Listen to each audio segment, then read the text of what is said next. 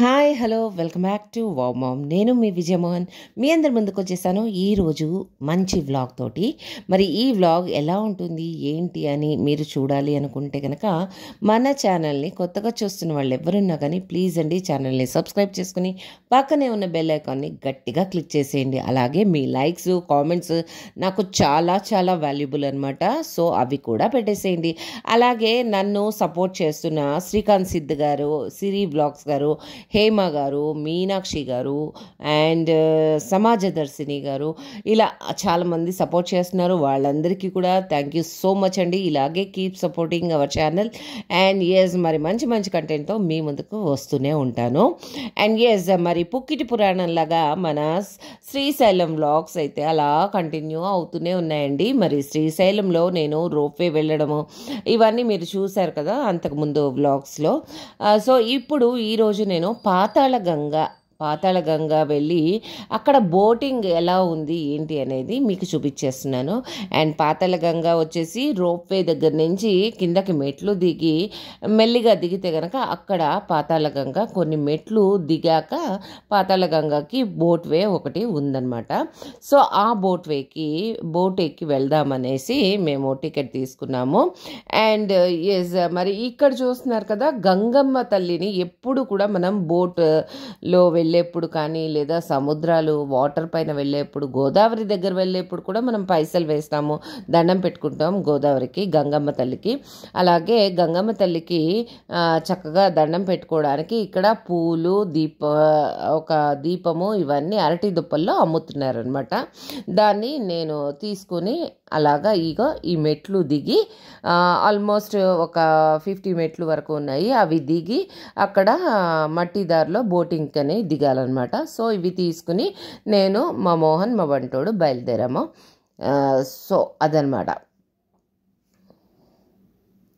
And ఇక్కడ నేను ఒక విషయం చెప్పాలనుకున్నది ఏంటంటే బోటింగ్ ఎక్స్పీరియన్స్ అనేది ఒక్కొక్కరికి రకరకాలుగా ఉంటుంది.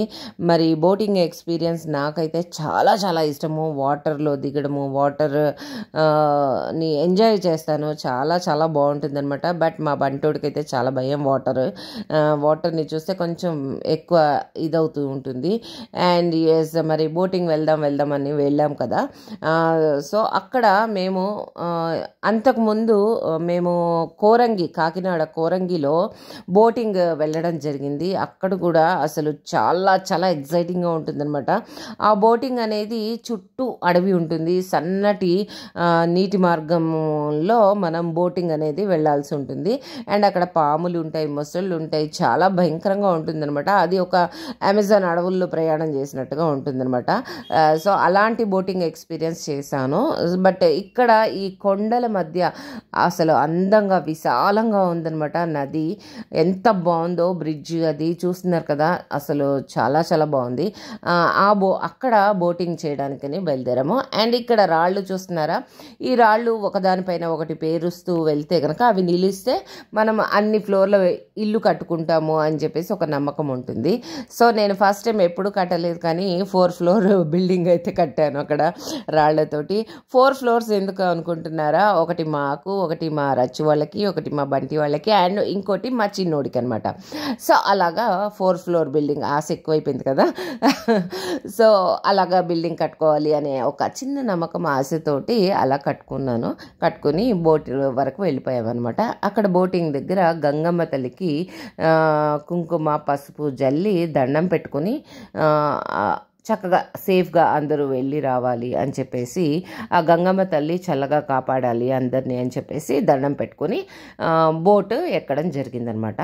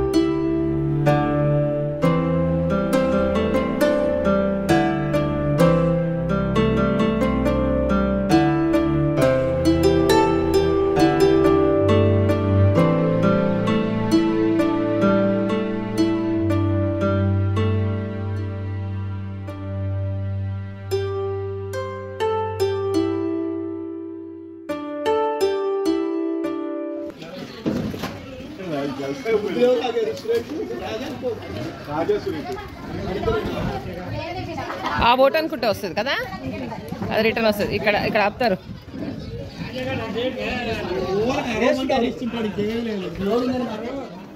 సో అక్కడ చూస్తున్నారు కదా రెడ్ బోటు, ఆ బోటు మమ్మల్ని వచ్చి పికప్ చేసుకుంటుంది అనమాట. సో మేము ఫస్ట్ ఈ బోటే వెళ్తుంది అనుకున్నాము, బట్ ఇది ఒక ప్లాట్ఫామ్ లాగా అనమాట. అక్కడ కూర్చుని వెయిట్ చేయాలి. వరుసగా ఎవరైతే ఫస్ట్ నేమ్స్ ఇస్తూ ఉంటారో వాళ్ళని 1 by 1 ఇంకో బోట్లోకి ఎక్కిస్తారు. అక్కడ లైఫ్ జాకెట్స్ ఫెసిలిటీ కూడా ఉంది. సో నేనైతే లైఫ్ జాకెట్ వేసేసుకున్నాను అబ్బా, ఎందుకంటే నాకు ఒక చిన్న ఎక్స్పీరియన్స్ ఏంటి అంటే, ఇలాంటి చోట్లకి వెళ్ళినప్పుడు నెగిటివ్ థాట్స్ రాకూడదు ఎక్కువగా. సో నెగిటివ్ థాట్స్ వస్తే కూడా కొంచెం భయంగా ఉంటుంది. సో అండ్ మోర్ ఓవర్ ఇంకోటి ఏంటి అంటే, మా రచ్చు వాళ్ళు కాకినాడ వెళ్ళినప్పుడు మా శాంతి సిద్ధు వీళ్ళందరూ కలిసి కాకినాడ కోరంగిలో వెళ్ళినప్పుడు బోట్ ఎక్స్పీరియన్స్ చాలా డేంజర్ ఉండిందనమాట. వాళ్ళు అసలు చాలా పీక్ వరకు వెళ్ళేసి ఎండ్ వరకు వెళ్ళి వచ్చారు. ఆ స్టేజ్ వెళ్ళినప్పటి నుంచి నాకు కొంచెం భయం అనిపిస్తుంది అనమాట.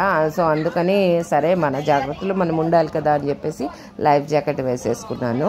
అండ్ ఎస్ మరి అక్కడ కోరంగిలో వాళ్ళకి బోట్ రాని అతను బోట్ దగ్గర కూర్చుని నడపడం రాకుండా బోట్ అతను వెళ్ళిపోయాడట. సో ఆ టైంలో బోట్ ఎండింగ్ సముద్రం కలిసే వరకు వెళ్ళిపోయిందట. వెళ్ళిపోతే వేరే పక్కన బోట్ అతను తొందరగా వచ్చి అతను ఈ బోట్లోకి దూకి వీళ్ళని సేవ్ చేశాడు. సో అలాంటి ఎక్స్పీరియన్స్ అయింది. సో అందుకని చెప్పేసి నేను అన్నది కూడా అందుకే అనమాట, బోటింగ్ అనేది రకరకాల ఎక్స్పీరియన్స్లు ఉంటాయి. సో మీకు ఎప్పుడైనా ఏదైనా ఎక్స్పీరియన్స్ మర్చిపోలేనిది ఉంటే కనుక నాకు కామెంట్లో చెప్పండి. అండ్ ఎస్ నేనైతే అవన్నీ మర్చిపోయి చక్కగా ఎక్కేసి కూర్చుని అలా వాటర్ని ఎంజాయ్ చేస్తూ ఉన్నాను అనమాట. చుట్టూ ఎంత బాగున్నాయో కొండలు అవన్నీ, అసలు నిజంగా చాలా చాలా బాగుందండి బోటింగ్ అనేది.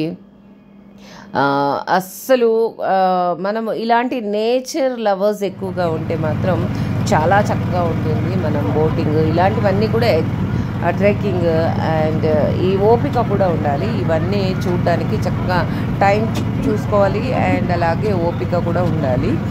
సో నేను అలాగా ఎంజాయ్ చేసుకుంటూ వెళ్ళాము, ఆ వాటర్ని చూస్తూ. అసలు చాలా చాలా బాగుందన్నమాట. అండ్ అక్కడ సన్ సెట్టింగ్ కూడా చూసాము. అండ్ సన్సెట్ వచ్చేసి మేము నేను మీకు ఫస్ట్ వీడియోలో ఒక వ్యూ పాయింట్ చూపించాను గుర్తుందా, ఆ వ్యూ పాయింట్ అక్కడ వరకు వెళ్ళామన్నమాట. ఆల్మోస్ట్ అక్కడ వరకు వెళ్ళి మళ్ళీ బోట్ టర్న్ చేసుకొని రిటర్న్ వచ్చాము. అండ్ ఇక్కడ చూస్తున్నారు కదా, ఈ కొండల దగ్గర అక్క మాదన్న గుహలు ఉన్నాయట. ఈ గుహలకి వెళ్ళాలి అనుకుంటే కనుక ముందు రోజే మనము టికెట్ బుక్ చేసుకోవాలిట. అండ్ అలాగే 4 hours పడుతుందట అక్కడ వెళ్ళి రావడానికి. అండ్ అక్కడ బ్రీతింగ్ అది కూడా కొంచెం కష్టము, ఆక్సిజన్ అది ఉండడము చాలా తక్కువ ఆక్సిజన్ ఉంటుందట. సో నాలాంటి వాళ్ళు అయితే వెళ్ళలేరు, అది మాత్రం నిజమే. ఎందుకంటే అది కొంచెం హెవీగా ఉంటుంది. సో కొంచెం ఫిట్గా ఉన్న వాళ్ళు మాత్రమే వెళ్ళగలరు అలాంటి ప్లేసెస్కి. అండ్ అక్క మాదన్న గుహలు అవన్నీ ఆ ప్లేస్లో ఉన్నాయట. చాలా చాలా బాగుందన్నమాట నిజంగా.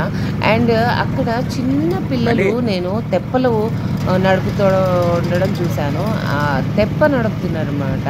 మనం జస్ట్ పెద్ద పెద్ద బోట్ ఎక్కి సేఫ్గా వెళ్ళడానికే భయపడతాము, బట్ అక్కడ చిన్న చిన్న పిల్లలు ఆడుకుంటూ తెప్పల్లో నడు మీద వెళ్తున్నారు. నిజంగా భలే వండర్ అనిపించింది. ఎందుకంటే వాళ్ళకు ఉండే అలవాటుని బట్టి కూడా భయం అనేది ఉండదు. సో మనమేమో చాలా సెన్సిటివ్గా పెరుగుతున్నాము, అందుకే మనకి ఎక్కువ భయాలు కూడా వచ్చేస్తున్నాయి కదా. అండ్ ఎస్ నిజంగా చాలా బాగుంది. అండ్ అందరూ కూడా అక్కడ సెల్ఫీస్ తీసుకోవడము, ఫొటోస్ తీసుకోవడము, అండ్ నేనైతే వ్లాగ్స్ తీసుకోవడము ఇలాంటివన్నీ జరిగాయి. అండ్ మీ అందరి కోసం కూడా చూపించాలి కదా మంచి మంచి వ్యూస్, అందుకే నేను ఎక్కడ మిస్ అవ్వకుండా వ్యూస్ని క్యాచ్ చేస్తూ ఉన్నానన్నమాట.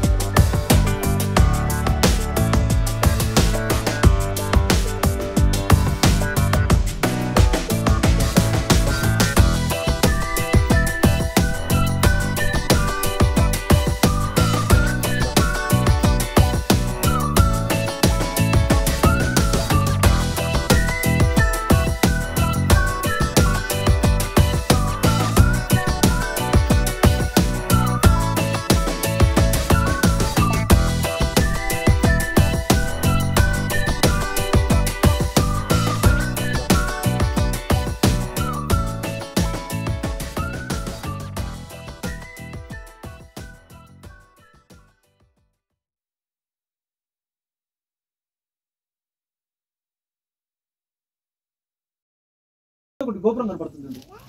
అది వచ్చేసి ఛత్రపతి శివాజీ మ్యూజియం. 16వ శతాబ్దంలో ఛత్రపతి శివాజీ గారు ఇక్కడికి వచ్చి కొంతకాలం అమ్మవారి శక్తి కోసం తపస్సు చేశారు. ఆయన గుర్తుగా మ్యూజియం ఏర్పాటు చేశారు. మళ్ళీ దాని బ్యాక్ సైడ్ కిలోమీటర్లు అంటే హేమారెడ్డి మల్లమ్మ టెంపుల్ ఉంది. చెప్పో దాని